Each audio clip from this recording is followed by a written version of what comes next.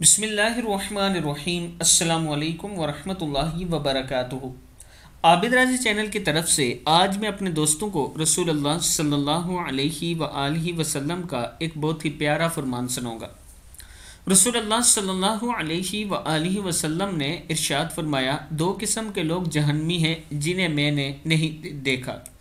वो लोग जिनके पास बैल की दुम्मों की तरह के कोड़े होंगे जिनसे वो लोगों को मारते होंगे, और वो औरतें जो लिबास पहन कर भी बेलिबास होंगी, माइल करने वाली होंगी, माइल होने वाली होंगी, गोया इनके सर बख्ती ऊंट के कुहान की मानिंद होंगे। वो जन्नत में दाखिल ना होंगी और ना जन्नत की खुशबू पाएंगी, हालांकि इसकी खुशबू इतनी और इतनी दूर से आती है। सही मुस्लिम की हदीस है कि जो जन्नत की खुशबू है वो बड़ी दूर से आती है, लेकिन वो औरतें जो तंग लिबास पहनती होंगी, लोगों को अपनी तरफ माइल करती होंगी, वो उसकी खुशबू तक नहीं सूंघ सकेंगी।